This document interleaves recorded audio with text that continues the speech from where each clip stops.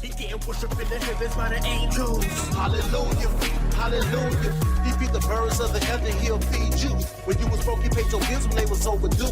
I put my trust in God, y'all be believing you. I put my trust in God, cause he'll see it through. I trust in God cause he delivered me from addiction. I was sick in my sin, his love is my prescription. What kind of man forgive his killers at his crucifixion? So I had to die to myself, I guess it's the benediction. My trust in God remove me from the devil's jurisdiction. You say you trust him, but you're stressing, that's a contradiction. If faith's your gun, trust is your ammunition. Be efficient of men is the greatest commission. You put the trust in tradition and have you out of position. With your trust in him, the solid above the opposition. Hey guys, it's your girl Latoya Renee, and you're tuning into Sisters Can We Talk. This show is an empowerment show that allows us to share each other's testimonies to build each other's faith up. And I know sometimes when we go through a journey or we're going through our trials, we don't really know why we're going through a thing, but it's all to give God glory, and that's why we're here on this earth. So today, my guest, Miss Vicki Farrie. Yay! Glad to be here, girl. I'm so excited that you're here. I got Vicki on my show, Jesus. Girl, stop. Your testimony is a testimony of overcoming the seeking validation from others and kind of owning your gift. Right. Share your testimony with us. Well, I'm telling you, it's a testimony that is forever unfolding, and I thank God for just having the victory in so many different areas in my life along the way.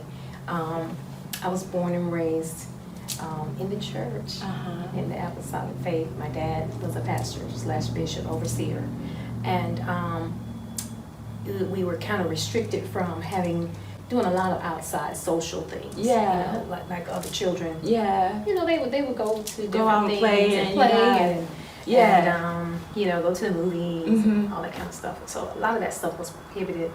But it was a lot of us. My parents had well, my mom gave birth to 16 children. But 12 of us eventually survived everything, and so it was always known as the dynamic 12. Right. Yeah, 6 boys and 6 girls. Oh, wow. And so when you are in such a large family, you kind of get tossed in the shuffle of things. I was kind of like get kind of lost, maybe. Pretty much. But the thing about it is, I was the youngest, so I am the youngest of all 12. So I'm number 12, if you would. You say that. Yeah. And I just, you know, I've not really trying to fit in, because when they say you're the baby, you already have a space. Yeah. But with my parents being pastors and overseers, you do get lost in the shuffle, because then you have to share your parents with the ministry. Right. And how was that? A lot of people don't. It was. There's a lot of times we didn't understand, right? Like why my dad would come in and disrupt the. Yeah. Okay. So I would sit and I would think of how can he take this time away. Yeah. From us to go take care of somebody else's. Situation. Yeah. So with that being the case, and I thought, at a young age you have to try not to be selfish. Right. But when you're that young, I was gonna say that's kind of hard concept when you're such a young, you know what I'm saying? And even now, as older people, it's still kind of like a hard concept. Trying to share. You know, that's the concept we're supposed to learn as children. As to how to share. Yeah. And everything. So we had to learn that quick, fast, and a hurry. Yeah. But being lost in the shuffle, when we get back to that, you don't get that direct attention that you're trying to get. And my thing is that I'm a miracle within itself with being born. How's that? Tell me that. Yeah, my mom, and of course, by that time she had given birth to 15 children. Right. And they told her if she had another baby that her uterus would erupt. And, wow. Okay. And she would eventually pass away had given childbirth. And they tied her tubes. They tied her tubes after the 15th baby. And then maybe a year later, here you come. Here I come. The miracle baby. Yeah. And I was delivered premature. Had to stay in the hospital for a while before I was able to come home. Mm-hmm. But she named me Victoria because she said, I know you were going to be victorious. Yes.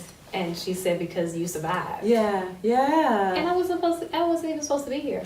So, but she didn't tell me all this until Yeah, later on in life. yeah. So I said, she let me go through all this. Right. Wow, really. Right. Yeah. And she waits till I become an adult and she's on her deathbed telling me that this is how I came about. And I'm like, so when she told you that, what was your thoughts?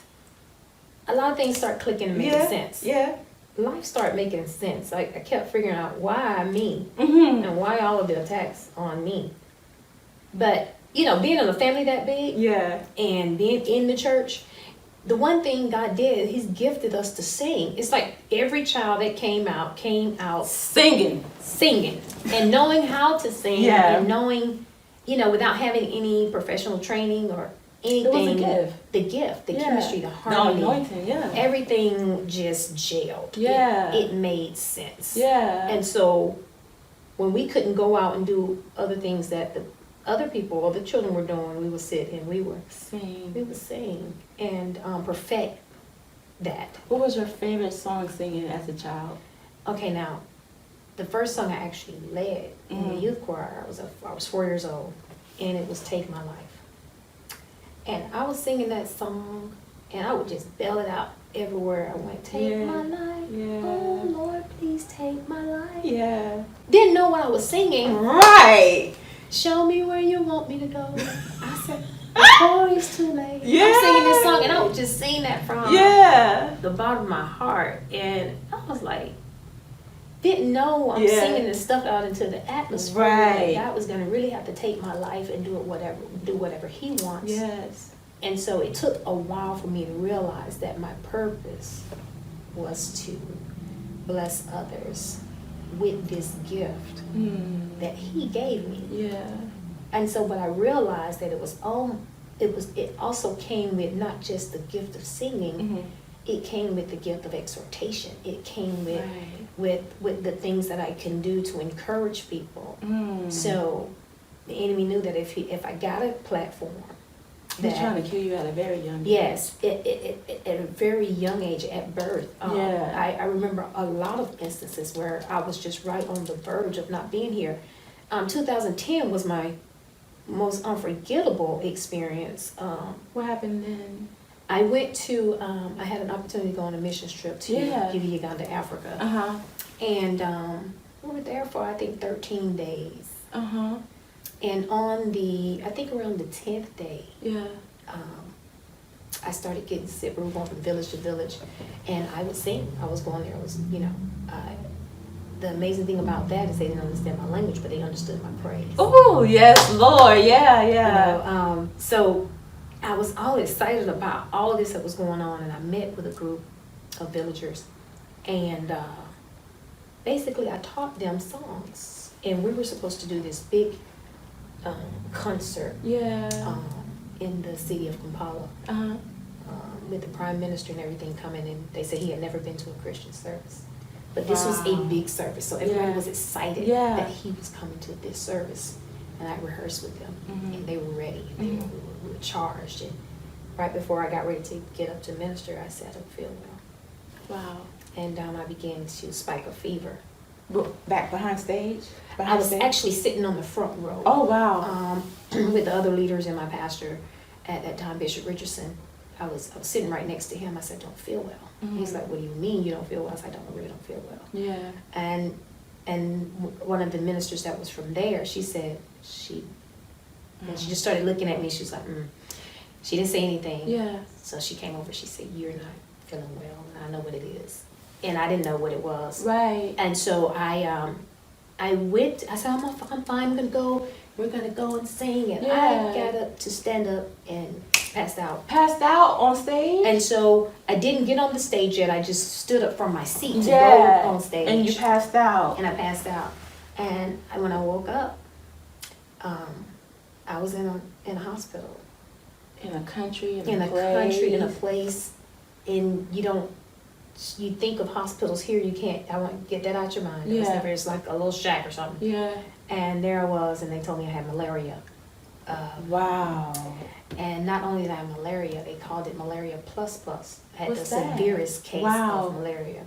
And they basically said she's not gonna make it. And I was like, what are you talking about? Right. You know, what does Yeah, that yeah, yeah. mean? And in and out of consciousness. And I finally made it back to the States because they wanted to quarantine me. Was your husband there? He was not there. Wow. And at that time, he was still active duty military in the Navy. And one of the sisters managed to get a phone call to his ship. And I thank God for that phone call because he made sure, the United States Embassy made sure that I got back here to the States. Yeah. And was you still sick when you? I was still sick when I got here. And because I'm military, and the first place they sent me was to Naval Hospital.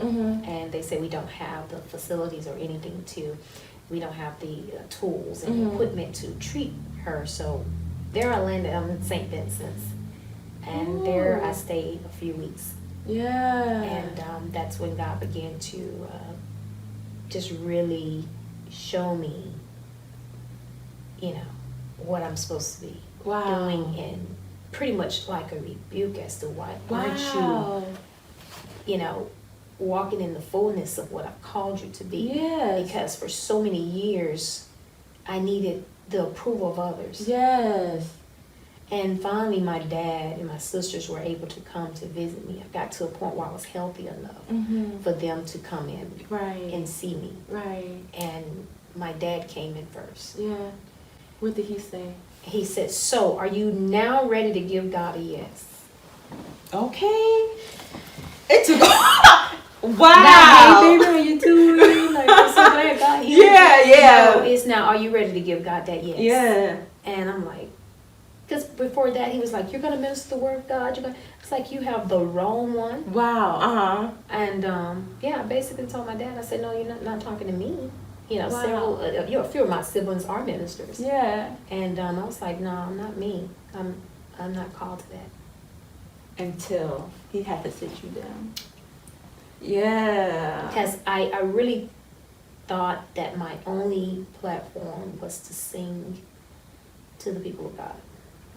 That's all I want to do. I didn't want to do that because you didn't want to sing, or I want to sing, but I wanted to be in the background because I was known as the soprano of all sopranos. Yeah. Holding it down. Yeah. Keeping the soprano section down. I was like the best section leader ever. So, and then when you thought you were supposed to be in the back. Yeah. So my sisters and I had a group. Yeah. Ourselves the West Sisters. So the West Sisters would come on the scene, I tell you, we would sing, and people was like, it just don't make no sense, the harmony and stuff. But everyone's like, why haven't y'all done anything? And I was like, well, it's a mind thing, it's a concept. Yeah. Constant battle. Well, actually, they were not gonna do that and push us in that arena because I guess it was too, I guess when you're in that apostolic faith, you don't want to be in the flesh. It's too wordy. You just sing for Jesus. Right. These people churches and bless them. So we kind of steered away from the fame of it all. But my sister Trudy was the lead singer, and we had a couple other people that led. But as long as I was over there, in your section, in my section, on the left. Keeping them sopranos tight. You was fine. I was fine. Right. I was good. Was there a fear of being in the forefront? It was, yes, of course. I never saw myself being up front. Really? I'm the youngest of 12. I know. And then you got all these. You look at your older siblings that are doing stuff, and then you look at other people that are around you. Yeah. And you feel like you're just the low one on the totem pole. And you do what you do best. Right. You shine where you shine. Right. Wow. So I loved being over there. So when was you pushed out into the front? Oh Lord. I'm telling you, it's funny. I moved here in 2001. As a matter of fact, moved to Jacksonville. My husband got stationed here, and we moved from Augusta, Georgia, where he was a recruiter. And our pastor there told me that you're gonna be out front, and I was like, yeah. And I was like, okay, Bishop. All right, Bishop Hayes, I hear you. I'm on my way out the door. Right. And at that time, I'm like 8 months pregnant with the twins. Mm-hmm. And we're making this big transition. We're moving from one place to the next. I'm 8 months pregnant. Another month about to give birth to twins in a new city. Yeah. And I'm like, this, whatever. I was like, yeah, really. And so I got here in Jacksonville not knowing any of the churches or anything, but my best friend lived here. And she was visiting Titus Harvest Home. Okay. And so I went to church with her. And I didn't know of any other churches. I didn't, you come to a city and I was like, okay, good evangelistic vibe, or whatever. I enjoyed the service, and so I kept going, and I happened to go to a Friday night service, and by this time my babies are like 3-4 months old. Okay. And I went to a Friday night service, and I'm sitting in the back, and so that I won't disturb people when I have to go take care of my babies. Right. So I'm back there just singing, doing the praise and worship. I mean, they're having it, Yeah, and someone caught you. And I turned around. He said, "Who are you?" And I was like, "Oh, Sister Vicki." Yeah. And so I'm all back into my praise. Right. All right. Trying to get my Jesus on. Right. And so he just kept bothering me. He's like, "Who are you?" And I told you who I was. Right. At the service, I realized that he was the director of the choir. He had worked late and Came in. had already started. Right. And he came in. He goes, "I'm over the choir, Mm-hmm. and I need you to come to Thursday night." I was like, "I'm not even a member of your church, Right. so I haven't even joined your church, so no, I'm not coming." Yeah. So I did that. We did that back and forth for maybe 6-7 months. And then my excuse became I have nobody to watch my children. Right. I don't trust people with my babies. What did he say? He was like, "Well, okay, I understand." But that's when I got put. I was actually in that. I got in that choir, and actually I was in the back over there holding them sopranos down. Holding it down. I remember it's such a massive choir. So I think when I got in, it was like 90 strong, 95. So I was placed on the back third row of sopranos. And so I'm back there and I'm singing. Comfortable. Right. Comfortable. Right. So I did that for almost 2.5 years. And then we moved from the beach location to on Atlantic to the bigger facility. And so it was there that Dr. Jimmy Hill came over and became the minister of music at that time, him and his boys, Javon and Jimmy Jr. So they all came over, and this is this phenomenal band, and I'm back there just singing, and I'm singing, and I'm singing. I didn't say anything. So it got to a point where they needed to do a funeral. And of course all the singers are at work. And somebody said, "There's a girl back there singing her heart out that can sing. She probably can do it." Right. And so I showed up. Yeah. I got somebody to watch my kids, and I just went. I showed up at the funeral, and I saw them at the funeral. And Master Washington said, "Who are you?" And I'm like, "I've been in your choir for like 2 years." With a ministry that big, right? And he's like, "Y'all assign her a song and let her sing it." And I never forget the song. There was a song by Twinkie Clark, "Coming Again So Soon." Yes. And I began to sing that. That's when I really that was my first time. But then you see this sea of people. Right. That you're not used to being in front of a crowd. Right. That large. How did you feel like? I felt like I was going to lose everything I ate before I got there. But I got up there and I started singing the song, and it's just like God said, "I got you." And so that's how I really started. I started singing. First of all, you started trusting Him more. Because God put Jimmy Hill in my life to say, and Jimmy was tough on me. Yeah. And if anybody knows Dr. Hill, you know that he's not gonna let, God bless him, Jesus, I miss him. Yeah. But if you get in contact with him, and he knows that there's something in you, he's gonna push it out of you. Yeah. And that's exactly what he did. Yeah. He goes, "Oh, that was cute." I would sing a song. He said, "Oh, that's real cute. But can you sing the song?" Oh. And so he would push me out of my comfort. Yeah. And have me doing all these crazy runs and crazy stuff and said, I thought you said you couldn't do it. And I was like, well, I really can. Sometimes in tears. Yeah. He said, oh, ain't no crying on that. Ain't no crying. Set it up. You know, and it was that kind of thing. Yeah. And so he told me, Tough love. He said, you never let your platform and that stage intimidate you. Wow. When you step foot on that platform, you actually demand a presence. Wow. And I'm sitting back going, I said, I don't know what you mean by that, because we ain't supposed to be haughty. And he said, girl, we ain't talking about that. If you're going to do it, you do it in excellence. Yes. He said, that's what I'm talking about. Yes. Do it in excellence. So I think that's where he put that in me. I'm like, everything that I do, I started doing it in excellence. In excellence. Yes. So God will put people in your lives, and you don't really think, you know, this person is going to do what he needs to do, but you just little things that's come along in my life. But also when I started feeling that I was okay to do what I'm doing, that's when the enemy attacked. He attacked. Yeah. And so it's hard. You know what? One thing you said that your journey was a consuming journey. Mm-hmm. Why would you say that? Because I felt as if I lost myself in trying to figure out what exactly I'm supposed to be doing. You know what I'm saying? Yeah. I knew, but I didn't know. Right. Because others were telling me, no, that's not for you. Oh. Or I thought that I should be this. Yeah. And not that. Yeah. I went through that too. So I went through feeling, and opportunities came up, a lot of great opportunities. But I also am a wife and a mother. Mm-hmm. And I never wanted to have my children raised by. You want them to feel neglected. I felt. Mm-hmm. So I felt I felt like it was important for me to be there for my children. Yeah. Not being on the road singing and all this kind of stuff. All of that would come in good time. Yeah.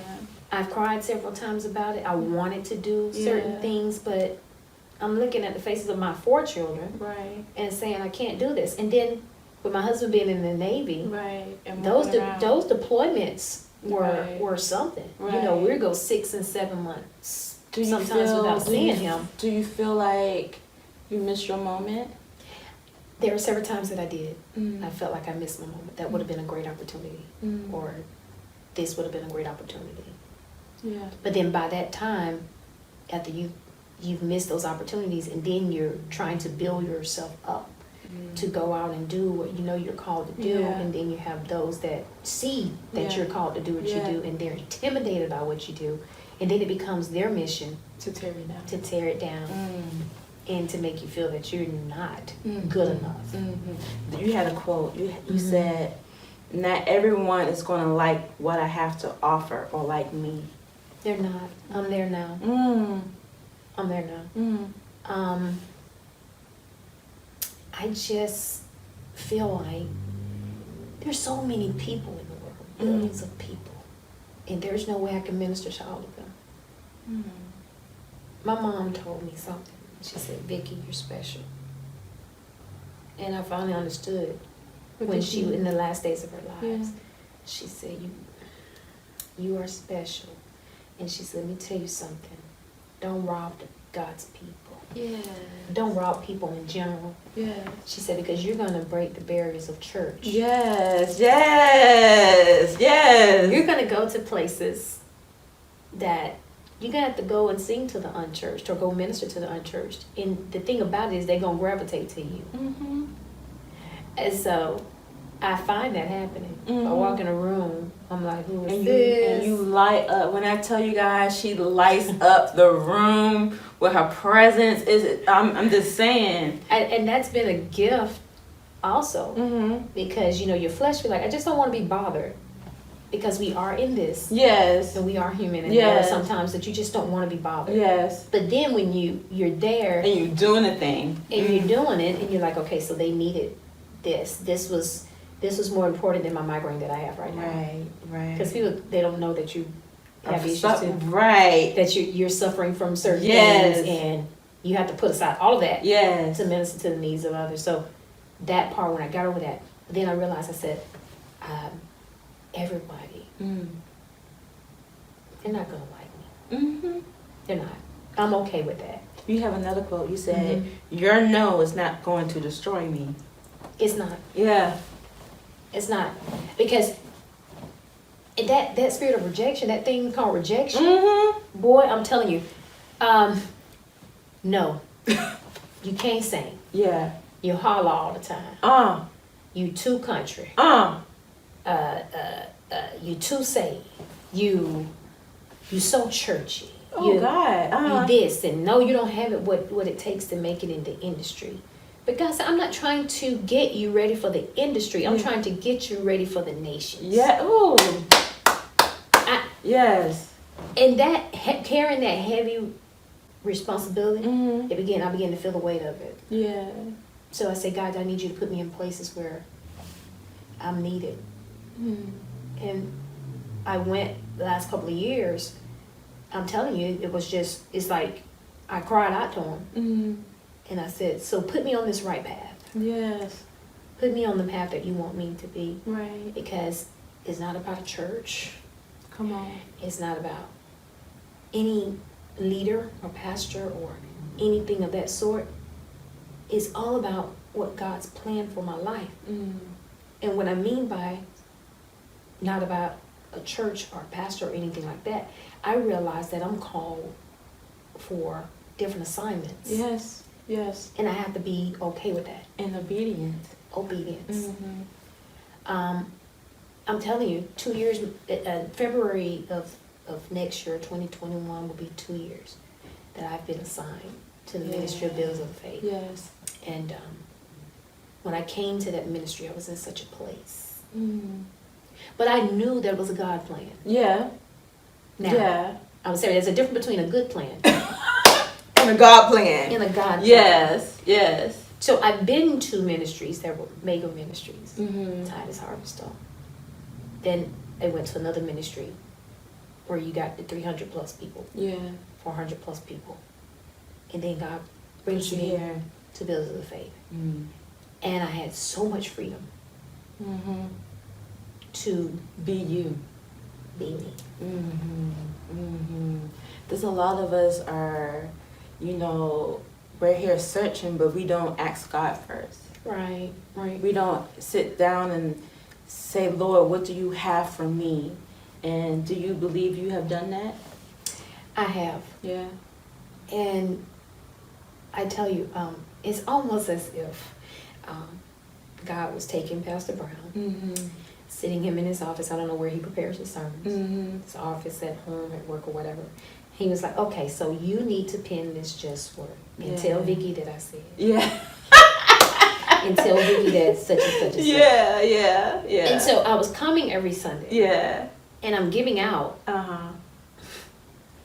But when the word came, it was like I couldn't hardly contain myself. I was sitting there going, I'm like, and I know people look over at me and I'm crying. I'm like, God, what are you doing? You jacking me up. I was cute in my makeup, but now I'm not. You don't have to do a bang moments every now and then. You're trying to keep it all together. I gotta go back up on stage and sing for the altar call, but not my face jacked up. But it was like it. And I look at how God has blessed me so tremendously in this place. Yeah. And I'm talking about, it's crazy. When I can remember seeing you on stage, and the whole atmosphere would change. And I'm like, who is this? Yo, the whole atmosphere is like you bring in the presence of God. And it's just such a blessing for me to be able to witness. This is what I think. I think you're singing to him and he's singing to you, and we're just witnessing it. And when I say it's a beautiful thing for you to be able to share your gift with, of course, everybody, but with me.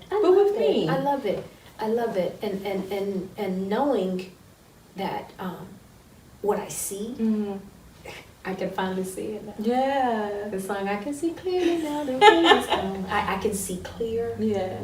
I had to come here and be spoon-fed. It's like, okay, Vicki, this is what you need. Yeah. And some of it had a little medicine mixed up in it to Yeah. heal those broken places. What would you say to someone who know that they called, but is frightened, scared, thinking, well, what are they going to say about me? Or, Lord, I don't even trust my own gift. What would you say to someone? Been there, done that. Mm-hmm. Had the t-shirt and the bumper sticker. So I can only tell them about my journey. Yeah. My testimony is that one way or the other, God is going to get you to that expected end. Yes.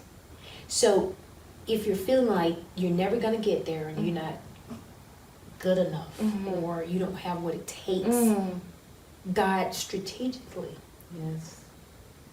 causes situations to happen. It's going to get the glory out of your life. Yes, yes. So go ahead and surrender to it. Now. Right. And trust God to do the impossible. Right. And I think what we fail to realize is that the Word of God said, faith without works is dead. Right. You may know or you say got an inkling that this is what you're supposed to be doing. Right. But if you don't put forth an effort, Work behind it. gotta work behind Yeah. it. I Yeah. don't care what it is that you're doing, do the work. Right. Right. Right. Do the work. Care if you're supposed to be baking cakes. Get in there and perfect your recipe. Right. Cook. Till somebody notices, like, this is the best cake I ever had. Yeah. You know? Yeah. Or, you know, you want to be this great musician, but you don't ever rehearse. Even though you're called to do it, God already told you, I'm gonna send you to the nations, but you never spend that time. It's funny to me that, you know, we can want something, but we think it's supposed to happen out of thin air. It's just supposed to happen, you know. And we really need to put work behind what we are called to do. We do. So I think what the story that really got me is that, do you know how long David, I look at David, he was anointed a long time. He was a little boy there. He was anointed a long time before he became king. So he had to go through all of that stuff. Right. And when the ministers came over from Maranatha on a Tuesday night and preached, he was over there. So he was slinging them stuff. Yes. Remember that? Yes. So yes. in the meantime, keep slinging your stones. Right. Because one day you're going to be king. Yes. Because you were just not sitting back. So what Right. David went through to prepare him. The be same king. thing. So if he hadn't fought the bear and killed the bear, he killed the lion. If he hadn't done all that, he wouldn't have been ready. He wouldn't have been ready to go kill the Goliath. Mm-hmm. And then if he didn't kill Goliath, he wouldn't got the notoriety that, okay, he is worthy to be killed. Yeah. So think about that. Think about all that. So it sets you up. So now I'm looking at my life because if I didn't go through that, if they didn't hurt me in that area, Right. then I wouldn't have known that there was victory on this side. Yes. Yes. So Yes. I'm really I'm having a now moment. You know, when I say a now moment, is that this didn't just happen. This didn't happen a couple of years ago. These things are unfolding in my life now. Like I get up and I'm like, oh, so that's why this happened? Yes. Yes. Or I can be in the middle of doing a praise and worship and God said, this is why. She is the reason Yes. why I told you to say that. Yes. Or, yes. don't know the person, they're Right. coming in off the street, they're coming in, it could be a visitor or whatever, and Yeah. he'll say this. Yeah. And I'm hearing his voice as I'm doing it. Yes. And he said the reason why you could speak about it. Yes. Because what I tell people all the time is don't tell me anything that you haven't gone through. Yes. That's powerful. Yeah, because when I lost my mother, it's like, yeah, you know, I know what you're going through. You do not. You still have yours. Yes. Yes. Those are the kind of things that, you know. Yeah. Wow. I know God gonna fix it for you. Have you Have you been Right. So I'm able to minister from an authentic place because I've been through it. Yes. Well, Miss Vicki, I thank you so much for being open and honest. I thank you so much for your gift that you are sharing with the world. I thank you so much just for being who you are, and you are a gift to the body. And I'm just amazed of how God is using you in this season, and it makes me smile just looking at you. Thank you so much for having me. Thank you. But you know, before you go, Yes. can you sing a little something? Just sing a little something. For the people. I worship you, Almighty God, for there is none like you. I worship you, O Prince of Peace, for that is what I long to do. I give you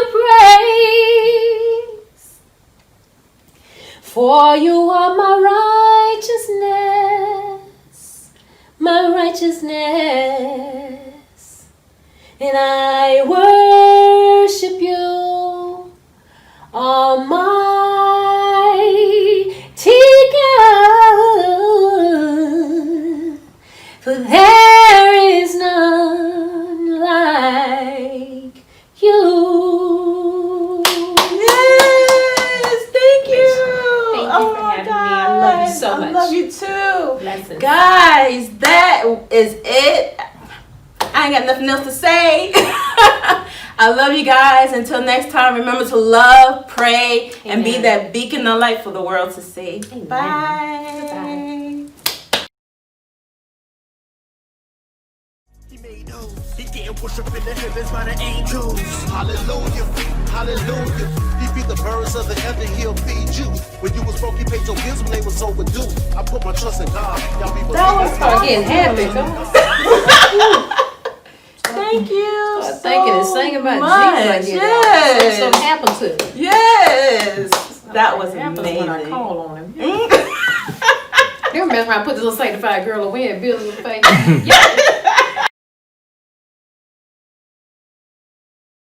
I trust in God cause he delivered me from addiction. I was sick in my sin, his love is my prescription. What kind of man forgive his killers at his crucifixion? So I had to die to myself, I guess it's the benediction. My trust in God remove me from the devil's jurisdiction. You say you trust him, but you're stressing, that's a contradiction. If faith's your gun, trust is your ammunition. Be efficient of men is the greatest commission. You put your trust in tradition and have you out of position. When your trust in him is solid, above the opposition.